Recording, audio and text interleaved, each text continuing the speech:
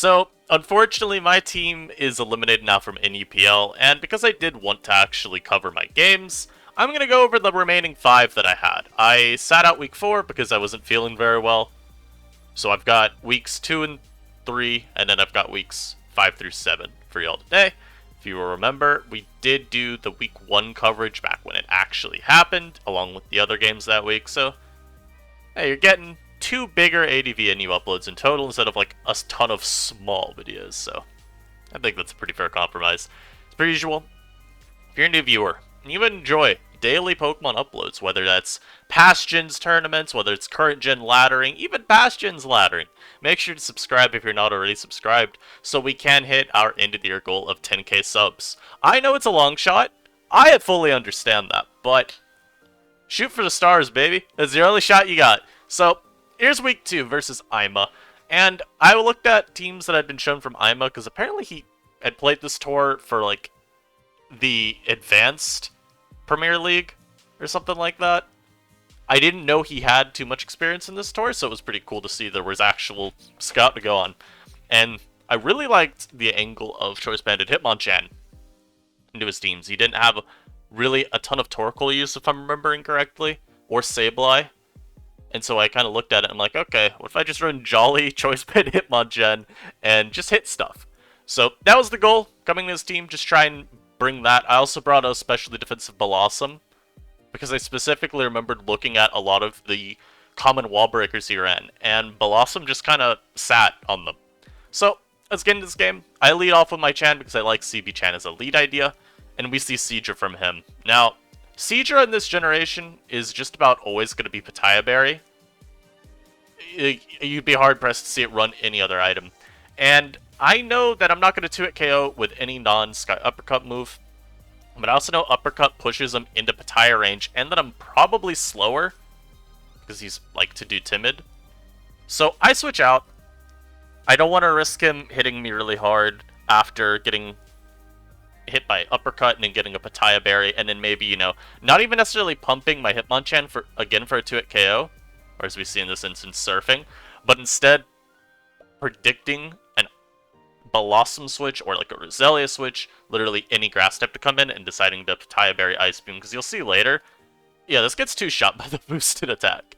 So I go Bell here, just trying to play it really safe early, because I also know I'm not worried about unboosted attacks, so I'm going to take whatever comes very easily, and I can get a very free Sleep Powder off. And as we see Flareon come in, I then decide, again, based on the scout, I'm like, okay, Chan probably reams him, so I'm going to go into Chan here. This is a very free turn to switch back, because the Flareon is not going to be able to wake up, and I know I can throw off a Hidden Power Ghost. I won't get O-Code by Psychic or anything, and odds are he'd just try and wake up the Flareon instead, so I just attack what's in front of me. And then I go for another attack, so we saw that we 2-hit KO. And he goes to Glalie, and I do get a very, very cool crit. It's pretty nice for later on, just making sure that his spawn's weakened and, you know, whatever special attackers I got in the back. As we see leftovers here, this could be especially defensive Glalie. And I would venture to say that it probably is bulky. I don't know the head calcs, but a non-crit would have not even be doing a third. So, odds are that's some max HP, right? So, I go to my own Glalie here. I do have a little bit of speed on this one if I'm remembering the team correctly, so I know that if they choose to boom after one spike, I'm probably getting one spike at least in return. And as we see there, he does just trade off his Glalie for mine. And he goes back to Chime because he understands this Chimecho needs to at least have an amount of health so that I'm not running him down with Chan. And here's where I made a lot of misplays this game that I don't really like. So here's going to be the first one. I uppercut the Seadra as it comes in. I could have just gone for Hidden Power Ghost, and although it doesn't 2-hit KO all the time, it's like a 50% chance. I think that probably was a little bit safer to go for here. Instead, uppercut, I make contact, so I immediately get Poison Point punished, but also I push him into Pataya range. And this is where you're going to see again the Ice Beam damage. And my Blossom, I take 1,000,000! Okay, it's the next turn. But you're about to see me take 1,000,000! After I protect, of course, because I know that this is going to hurt, so I want to make sure I get as much extra lefties as I can. I Giga Drain after taking 56. Yeah, it hurts. So, I probably could have just Hidden Power Ghosted instead, immediately, I still would have done like anywhere from 40 to 48. I can go Blossom the next turn, and as you see, I would have taken that hit just fine. Then I gotta, of course, predict between like Flareon coming out on a Giga Drain prediction or him just sleep sacking the Seadra so that he can then get Flareon out safely, but it would have been a much better position, and my Blossom would have been at a much better amount of health, and that's going to matter a lot in the late game, as you'll see. But of course, Flareon comes out, so I go Pelipper. He knows that I'm switching, so he gets a free sub, and he can baton pass this out to anything. And he elects to go to a Haunter. And this is not a threat right now, but you'll see I kind of end up playing a little awkwardly around it. I have to go Matang here, of course, because Blossom is too low to take 2 hits. And yeah, this is where I kind of throw the game entirely. I have a pretty good advantage here, or at least one that I can navigate to a win. I'm not going to say I'm like winning guaranteed as long as I make, you know, smart enough plays. But I'm in a pretty safe spot to navigate this home and get the dub. I EQ there because I'm predicting Flareon. That's just an overprediction. I can mash the Flareon, and that's fine. I think I was a little worried about letting it in for free and then having, like, Pelly get HP electricked or something. There's every chance he just didn't have hidden power. So I could have scouted even if I was worried. But I was worried about it being sub-pass in Power Electrics. Fire Blast, he could have been Toxic, he could have been Wish, he could have been Hidden Power Grass even if he just didn't want to have too bad of a Pupitar matchup, for example, which, you know, I could see the worry with this kind of team. So, bit of a misplay for me, a little too aggressive, and a nice stay in here. This was definitely unintelligent. Because what I'm having happen now is I'm losing my Matang's ability to ever answer Haunter. It will now be 2-hit KO'd on the switch every time. And so taking that hit's just kind of pointless, because I could have gone Chan immediately anyway. And yeah, Chan wouldn't one-shot this, but at least I'd be able to Hidden Power Ghost it for a good amount of damage. As he goes Flareon here. And yeah, this is bad on me. I KO the Flareon, and this is bad on me not because it was a bad play to take a free KO, but because the Smog comes in. And I have now lost the game, because Pupitar is going to be able to obviously take a Dragon Dance opportunity here and sweep. And this is what I mean too by the uppercut play was bad on Seadra because of the poison point. You'll notice I've been taking poison damage a couple turns in a row. Now imagine my Chan had Hidden Power Ghosted Seadra, even maybe getting a 2-hit KO perhaps. If I get the favorable damage rolls. I would still have my Mach Punch. I would be fine versus this Pupitar. Instead, now I have to go Haunter. I sub for no explicit reason here. I have no clue why I bothered substituting. It doesn't matter in the grand scheme of things. I believe I'm Salakberry. But I don't really know what the point of me subbing here was instead of Psychicking immediately. There's just not really any reason. But he goes out to his Haunter. I'm going to sack my Pelipper because I figure it's pretty worthless to me. And I think maybe I could have gone for a speed tie there. He also might just be slower anyway. Like, this could naturally be a slower Haunter, and mine could have outsped and one-tapped. That might have been a bit better to go for. Pelipper wasn't going to be too useful, but, you know, could have been okay for Chimecho. And I go into my Matang here. I am going to Meteor Mash and Mist. Mist does kind of suck a little bit, because it forces me to feel like I need to boom here. If I hit my Mash... Oh, I got the damage right here. Yeah, we would have done 24. And if I did that first one, I also could have maybe gotten an attack boost.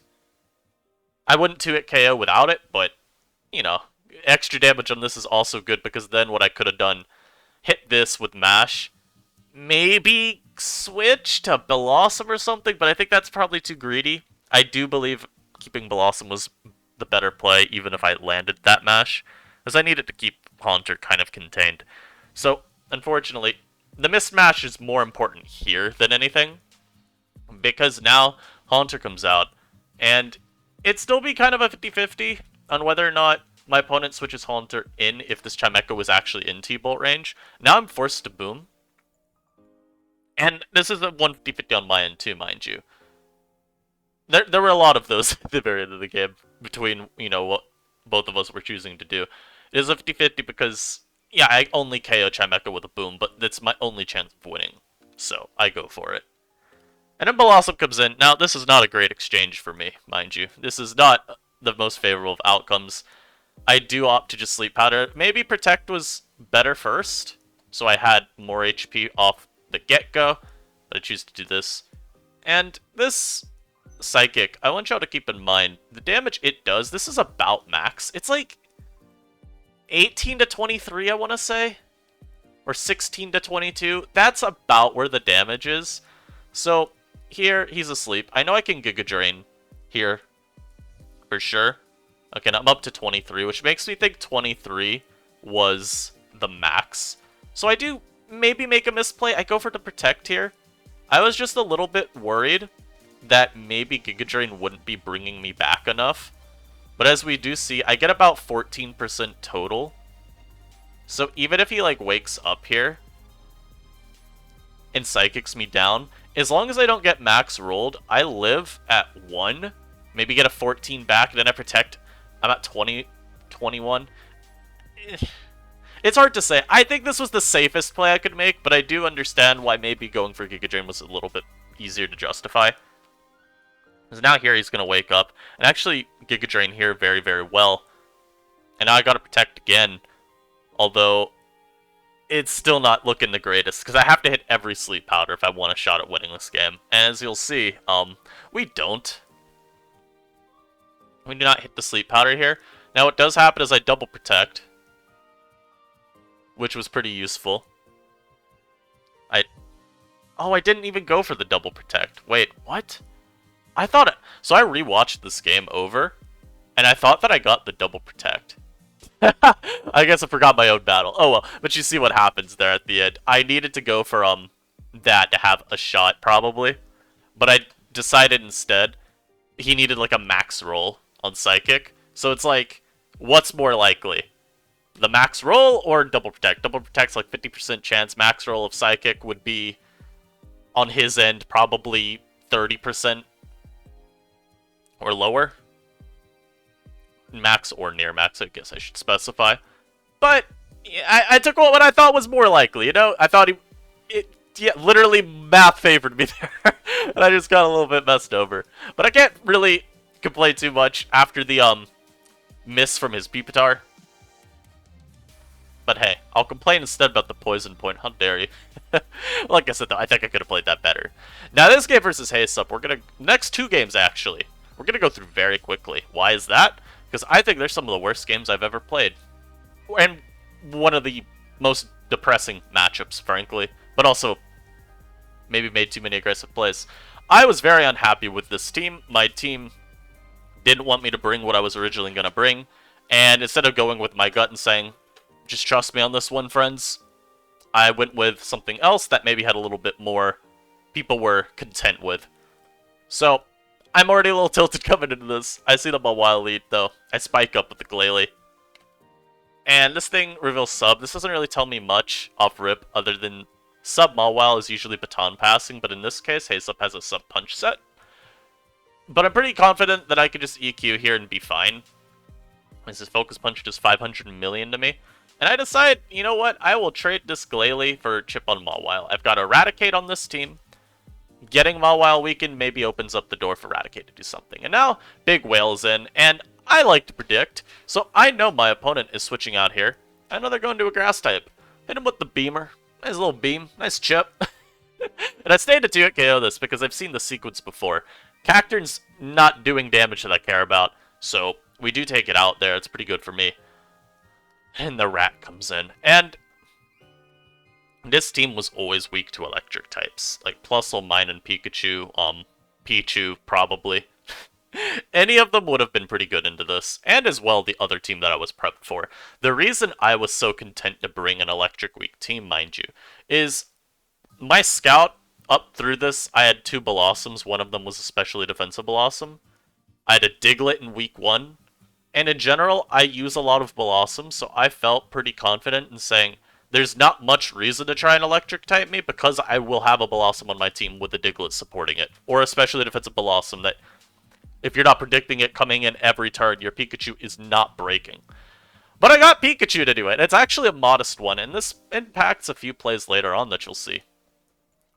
But I don't have really much to take a hit, so I go Flareon, and I know I can tank 1 hit from this, generally. But in any one-shots with Surf. And mind you, I didn't think much of it at the time, but this should have sent off the alarm bells in my head, because this tells me he is modest. But what it more importantly tells me is that he got a max roll, and I should be very upset, and I should call him rude words. So I did a little missed opportunity there, but it is what is what it is. And yeah, I make a terrible play here in Psychic. The Pikachu's probably always switching here, because, you know, based on what I've revealed so far, I don't have a lot that's super great into it. And anytime my Whale comes out, he can always punish it with a Pikachu double. But I went for Psychic because T-Bolt just wasn't doing enough to where I'm comfortable T-Bolting him. It's nowhere near enough to KO him. So I Psychic instead, and yeah, Chimecha comes out. Here I go into my Wailord, because I know I'll take a Psychic, okay. Which is actually Madcap, by the way. If anything, is I predict HP Fire here, despite not having a Steel on this team. It's like, well, my opponent probably would think I do, so I'll go into the mod that would catch that. The Wailord comes in. I'm going to Hydro Pump as a Pelipper comes in, and I make a pretty bad play here. It's not that I should... It's not that I win a trade versus Pelly if I stay into Ice Beam. I don't know if I do, because it's based on speed ties here, right? Or, general speed investment. But I will take 1 HP Electric from him, and Ice Beam, as we saw how much with Pump did, Ice Beam's probably doing about the same if you factor in that Hydro Pump was resisted. Ice Beam wasn't there around that 90 spot. Ice Beam would have been doing about 36 too. I should just go for it here, at least once, because Pikachu comes in on a very easy HP Electric, and if I had gone for Ice Beam, this guy was dead, and it's a lot easier now to navigate the game without Pikachu here. So I do think that was a bit of a mischance. I go Rat here. This crit also didn't matter. In the moment, I kind of thought it did, because I just disregarded Flareon being one-shot by Surf, which only Modest Pikachu can do. So the crit didn't matter here, but definitely bothered me in the moment, because I kind of forgot, yeah, he's not timid. Which doesn't matter at all, by the way, for the rest of the game. Like, him being modest versus timid did not matter for any speed ties or whatnot. More just for my mental well-being. So I T-Bolt this turn because I know that I could pick off Pikachu now with it, and I could always get Chip on Chime. And I go Whale. Unfortunately, I'm crit. It didn't matter because he's got a fast enough Chimecha to 2-hit KO me, but if I'm remembering correctly, it affected damage rolls, and so it made me play a little bit differently. I still don't think it mattered. But again, we're talking about the mental game. This game tilted me off the face of the earth, and is partly why I didn't want to play week 4 anyway. I already didn't feel well that week, but having just endured this game where there were some circumstances that weren't making me feel too great, I was just like, you know what? Give me a week out. I T-Bolt this. It doesn't matter at this point. I can't beat the Chimecha. So I switch Chan. It gets one shot. If I'm remembering correctly, the crit on Whale may have told me that he was offensive, and maybe then I just stay in. I think that was what I was trying to think about doing. Staying in with Chan, or not go. I would have not stayed in with Chan. I would have preserved Chan. I calced it with Chan. That's why the crit on Whale matters.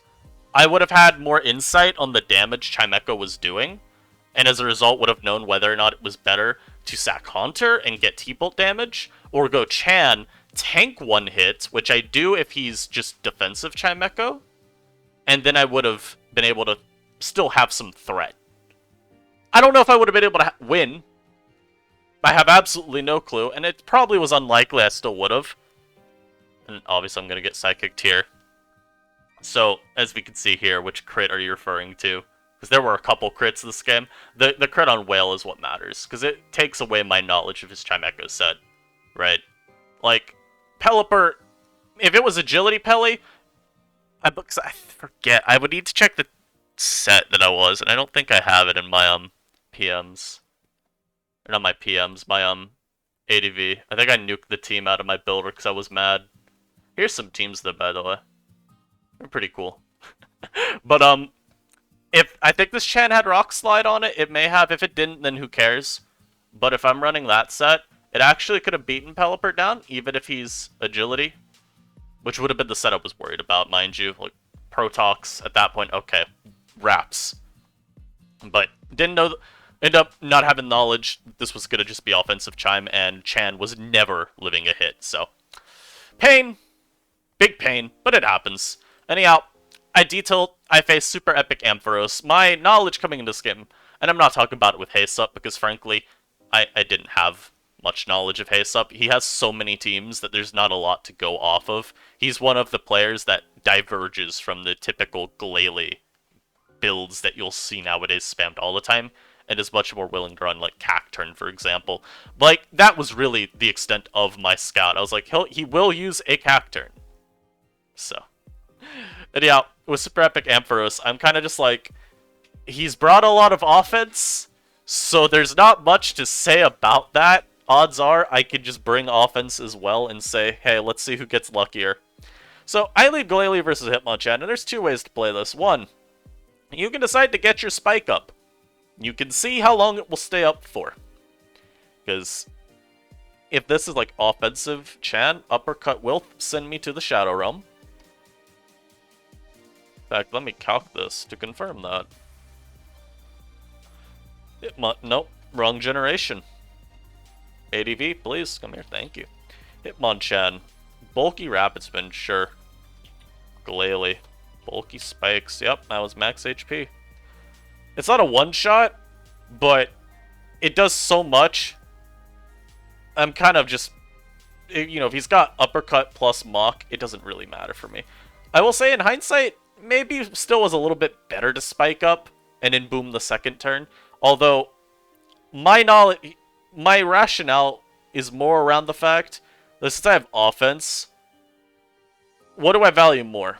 A spike or getting rid of Chan? So I boom. I'm not even going to show the turn either. I'm just going to... Why isn't this showing what just happened? Ah, here it is up here. It's because all this text. Stop typing, people.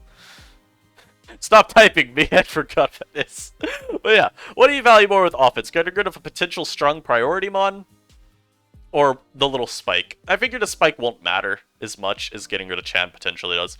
So, yeah, I'll go Flare. Now, I greedily endure here. I kind of thought he might worry if I'm faster than him, but in hindsight, he's bringing offense too. I should be expecting a faster Glalie anyhow. Which is partly why I endured, but also, if he's running offense, there can be light screen. Like, that's very, very fair play out of these offensive teams, because it gives you that extra room to play around, you know, the myriad of strong attackers. So he light screens. I then Fire Blast, and then predicting him to not want to attack me immediately, I go for Fire Blast again, because I thought there was a chance he'd just spike again. You saw Endure, you know I'm Salic, but he instead decides, hey, it's okay. Because as we see here, even if I did Endure, he had Flareon that could pick me off the next turn anyway with Quick Attack. As we see right here, he dodges. This CM was pretty pointless. I should just be Psychicking immediately anyway, because I'm going to do more damage overall with 2 Psychics as opposed to 1 boosted. And then Crab Boss comes in. I'm going to tell you right now, this team was never winning this week. This mod comes in right here. I have to endure. If I don't, then I literally have no chance. And then he's Sub-Haunter. So I go Pupitar. I break the sub, because it's all I can do. And, yeah, I mean, I'm 2 KO'd. Tangela gets subbed on. And since he's Salic Berry Haunter, he's able to sub a second time. Now outspeed my Tangela, because I'm not going to run max speed Timid or anything with a Sunset. Just not needed. And it just, very unfortunate. Like I said, it was offense versus offense, and part of what I said in my team chat was also just like, yeah, I'm just going to see which of us rolls the better matchup. And I do think I had a couple plays I could have made better. I think maybe playing against their Glalie more intelligently was one of them. As we see up here with Flareon, it was slower than Glalie anyway. So I Fire Blast. I'm probably at least keeping Flareon around because they light screen first. But how much use was it actually going to be at that point? I didn't love this game, but don't worry. Now I face Arctic Breeze, I would say one of the people that's more responsible for pushing ADV in a bit different of a direction lately. It's not like So, he's someone that has gotten Pelipper and I would say Glalie more attention than they had been getting. And it's not to say that Glalie was some irrelevant Pokemon before Arctic started playing the format a lot, but I think he really got people understanding, like, yes, this is the best mon in the format. Because he was so much more willing to experiment with other sets. So, shout out to him. Appreciate new life being breathed into an old tier like this, of course. And really, the only thing that we cared about from our scout was, hey, Arctic Breeze loves Glalie. Let's not lose to it on lead. So you know what I rolled up with? A fucking Magby lead. Shout out to Toggy for the team. I do think there was an issue with the build, like I said, to him and... Not him, my bad. To her in team chat. Where there was no normal resist or bird resist.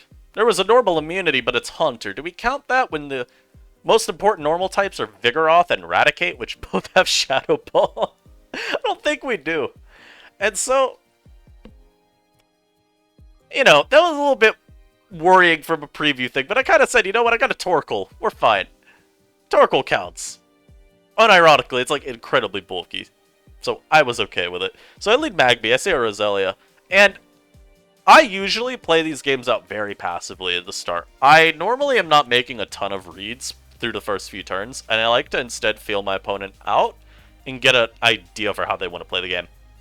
So naturally this game, I predict turn 1 for the water type to come out and Thunder Punch it. And this paralysis is going to be very, very key. Now, you may see 31% done by a Magby. You may wonder, wow, why are you using Magby? I think it one-taps Glalie lead, usually. You're faster, so it can't light screen ever. And Charcoal Fire Blast is sending it back to, I don't know. Where's Glalie from? Siberia? Sending it back there. So while I was really disappointed by the damage, I was really happy to see this paralysis, because now I'm going to go to my Glalie. I don't really have a great resistance to water on this build. It's especially defensive Glalie here, and then I have a Sunny Day Blossom in the back. So, I don't really want to waste my win con. And this one I know will take that's okay enough. So I go Glalie, as you see. Only 31%. That's very manageable. And now I'm going to Spike. And we're going to see very quickly this Wailord get fully paralyzed. And as you're seeing how much Surf does, I will always be able to get 3 layers of spikes. But instead here, a full paralysis happens. Why is this so key? Well, now, on turn 5, I get another spike. But my Glalie's not dead. My Glalie survives the Surf instead, and what this gives me is a turn to force Arctic to think. What am I using? Am I booming here immediately? Well, I thought about it, and I said, nah, I'm good. I think that's too obvious. So I Shadow Ball the Haunter that comes in, because I'm like thinking, that's probably what'll come out. Something to just block boom entirely. And we do no sort of damage. He's like max HP with some physical bulk. Now again, I'm especially defensive Glalie, but just check the calcs. Just check the calcs, that's all I can say. Shadow Ball would still normally do like 72 to 83. So I know he's got a very bulky Haunter here. Which also makes me want to keep my Glalie around longer, because anyhow, at the end of the turn, you see him out of Surf range. I know I should preserve. And I also don't want him to like boom immediately on me. Like maybe he's deciding, hey, I can get rid of Glalie for sure here. So I switch out. Murkrow comes in. Oh no, oh my god, I forgot what happened here. My bad. I didn't rewatch the last 2 games because I figured they happened like recently enough to where I remember. I Shadow Ball because I know I live a Thunderbolt. Duh. Why would I switch? I could just KO the Haunter. So I stay to Shadow Ball again. I'm getting all this extra recovery though, and here's where you can see, yeah, the little bit of a shortcoming from using Magby plus Torkoal. That lack of a true flying resist is a little tough, even though Torkoal takes this so well. Could be better. Anyhow, Wailord comes back in here. I do predict it, because what else is he gonna do? And getting any chip on this is always good. And now I'm gonna go back to Glalie. As we saw earlier, I avoid the Surf KO now. That extra leftovers recovery coming in incredibly clutch. And now here, I decide Boom is fine. The reason I decide Boom is fine as well is if Haunter comes out, I liked what I could switch into afterwards. I had like Diglett, Blossom, and an I don't remember. Oh, my own Haunter. I knew I could like go to my own Haunter or something if he went to his, and that I'd outspeed. So I felt pretty comfortable doing something like that. Anyhow, he goes Blossom here. Now, I do misplay here. Seeing his team so far, I should know to go Diglett here on the Sleep Powder. I don't know yet what the Blossom set is beyond, you know, Sleep Powder will be on the moveset, but I should have let that take the sleep, because that's all that's coming here. Instead, I let Torkoal be put to sleep. And like I mentioned, not having a flying resist, I should not let my only Murkrow answer go Nap Nap. So that's pretty bad from me. I do take this as a chance to go Magby. And yeah, he switches. And Magby, keep in mind, Magby is one tap by CB Murkrow.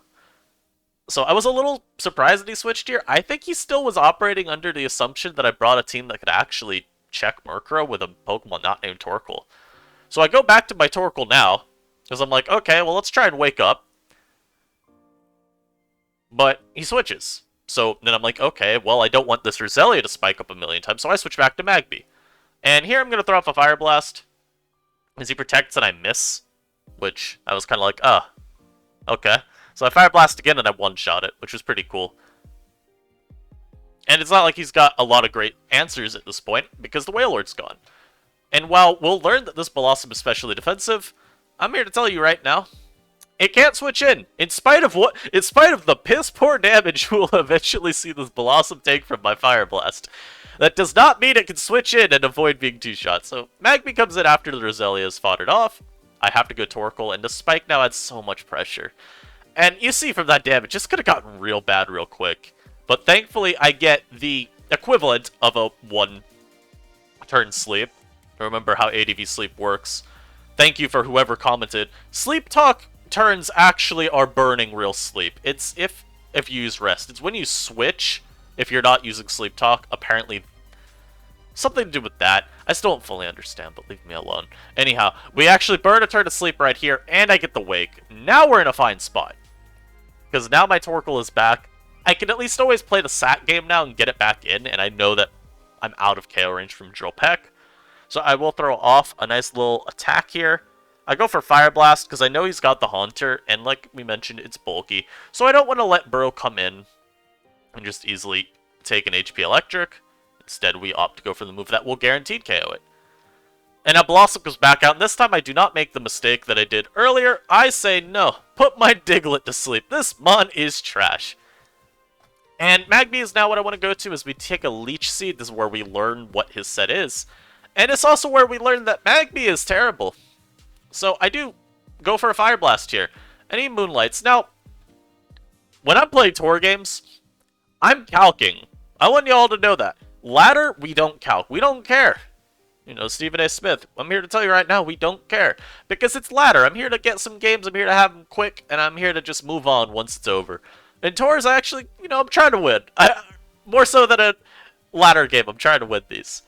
And so I miss Fire Blast. I assume he's Moonlight. I'm like, okay, I guess he, you know, especially defensive Blossom. Yeah, I'm sure he lives one. He can waste the power points. You know, I'm down to 5 now. I would have been down even more. You know, it's okay. It's okay. And then, you know what? I switch out. Because I'm like, okay, he's going to maybe Moonlight again now. Because, well, I missed. He's at full. He easily tanks one. So I go Haunter on what I call a free turn. And I sub up.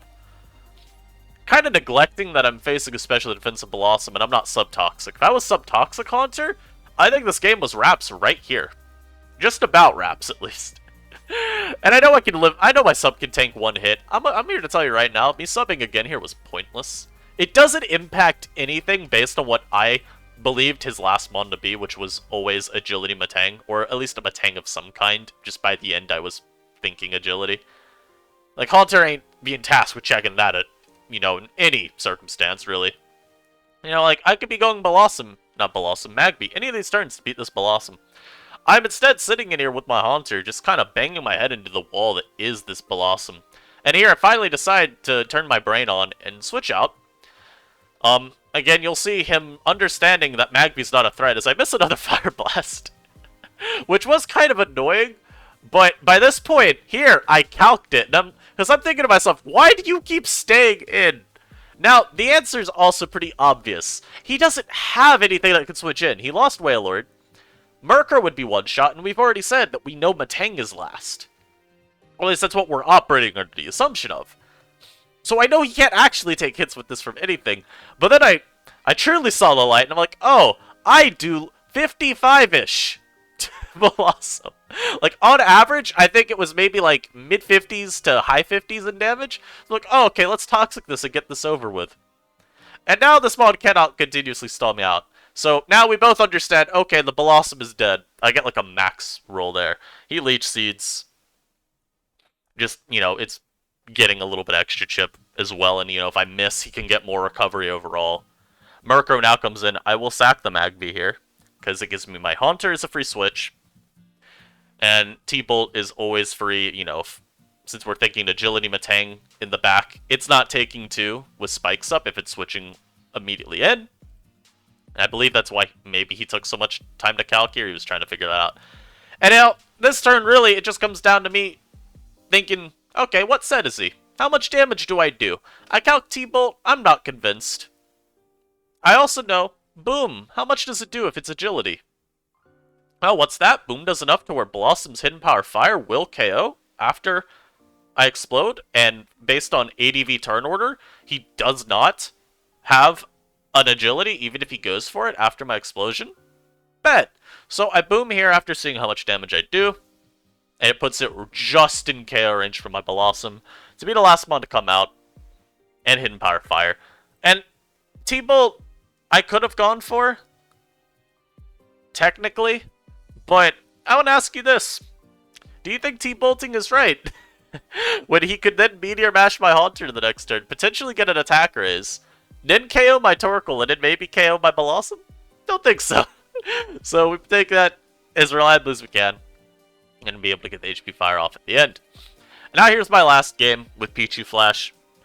My mentality coming into this week was, I want to use Pikachu, because if you look at my ADV NU Scout, you will see a notable lack of any electric usage ever. I don't use them. And so I decided, you know what? I may as well finally use an electric type. I believe I've brought Pikachu once in my first ever NUPL run. It was in like week 4 or something. I brought like Venomoth Pikachu stuff. And yeah, that game happened many, many years ago. Since then, I've not really used any. So I said, I don't think he'll prep for it. And I'm trying to remember based on the Scout what else I liked. It may have just been that I didn't see too many great electric checks. But honestly, I'm kind of struggling to recall what my thought process was. So let's just get into the game. I lead Flareon as they lead Hitmonchan. This Hitmonchan set was very devious. I'm going to explain to you later why. But he goes out to Chan. And I stay into Baton Pass because I figure I'm faster. Normally these lead Hitmonchan don't run that much speed, and oops, he's faster.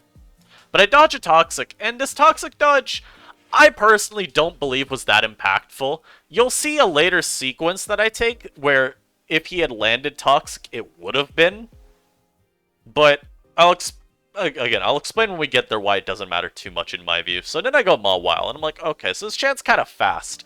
So now my mind's changing to, okay, I think he's obviously got a notable enough amount of speed if he outran my Flareon. How much bulk then do I think he's got? Well, probably a sizable amount because, you're probably not pumping that much into attack then. Because again, you have Toxic Chan, it's utility based. So, he Brick Breaks, this kind of confirms the suspicions. Now, this was always not going to do too much to intimidate Mawile, but this was also on the lower end still. Like, I'm doing calcs, and I'm like, alright, max attack, Chan should still be doing more, so maybe he's, like, adamant, but only, maybe he's doing it, like, 16 points into a stat with a positive nature to hit the jump point.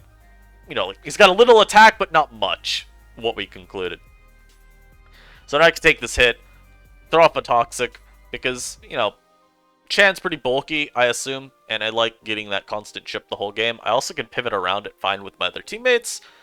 So, this is good sticking damage long term. I can always switch to my Chimecho here very, very freely because I know he's going to go for another fighting move. And I double here just because I want to make sure I do not get caught with a Toxic. Wait, no, we're thinking a later turn. I Psychic here because it's very, very free. If he stays in, I'm kind of like, okay, I'll tank hits. He's not got a lot of attack. I have Heal Bell, I can cleanse the Toxic. We're safe. And Sableye comes out. As you'll notice, this game I'm playing much more safely because literally my team's entire playoff chances even though we missed playoffs. If we wanted to have a shot, I had to win this game. So I'm playing a little safer early. I go Glalie on this because I know I can get a spike versus this. I also just kind of want to see what set he is. And we see Seismic Toss. So he goes his own Glalie. I'm pretty confident here that he'll just go for like a spike of his own. So I decide, you know what? I'm going to go Crisplu. I explode on the Glalie. It's a pretty fair trade there. We just each get our one spike. Looking at his team, I mean, it's always risky to kind of boom that quickly, but I don't have hazard control of my own, and so I'm kind of wanting to limit his spikes, because he's got a potential spinner on his team. I think it's better long-term for me that way, if I don't let him get a whole bunch of spikes, and then maybe spin later. So he goes out Whalelord, I bring out my own Whale too, and I'm pretty happy to trade one hit with his Whale. So I knew he was HP Electricking, so there's a world where I just immediately go Pikachu there, right? I do think I could have played the sequence a little bit better, because I know he's HP Electricking always. But I do decide to go out to Peek on the next one, and he does not predict it. So that was very thoughtful. I get my Pikachu in, as you can see. I would have been easily one-shot by maybe even Ice Beam. Not one-shot by Beam, but like... Actually, more... I'm not going to pull up the calc, but Ice Beam's like 90 power. Hidden power resisted is around a third of it. Oof. Yeah, maybe I was one shot. Well, regardless, I do get Pikachu in. And I sub here. Now, I sub here mostly because I still don't know what the rest of his team is. So I wanted to see if he'd switch, because that would tell me a lot about what his other options are. So I sub as he stays in. And what this says to me is he probably just doesn't have much else to take Pikachu hits. And of course, if I were to sub again to really test him and be like, no, switch please, I lose my Pikachu. So we Thunderbolt now, take our KO. We're pretty happy with that. And then Chan comes back out, and this is where we learn how truly diabolical this set is. Because I switch here, because I know, okay, he's got a lot of special bulk. I'm thinking I might not even KO Chan. Like, I'm working under that assumption right now, but also, of course, these run Mach Punch pretty frequently. We'd seen Brick Break, so I wasn't sold on it having Mach, but then he reveals it, and I'm kind of like, okay, this is an interesting set. Normally, Hitmonchan lead will have like Toxic, Rapid Spin, Hidden Power, Ghost, and then a fighting move, whether it's Mach Punch or Sky Uppercut or Brick Break. One of those three. I had already seen Brick Break, so I wasn't entirely sure on Mach. Like I said, switching under the idea that he just tanks one T-Bolt. I'm modest Pikachu, mind you. So I'm really strong, but Chan's really bulky. So I switch, and I see Mach Punch. I'm like, okay, what in the world? That's a little offbeat. And then this next turn is exceedingly offbeat because he's Rapid Spin, Toxic, double fighting move. I saw this and my brain immediately exploded because I'm like, yo, we are losing to Haunter, baby. And I mean, his team doesn't really lose at all to Haunter, right? That's why he's running this set.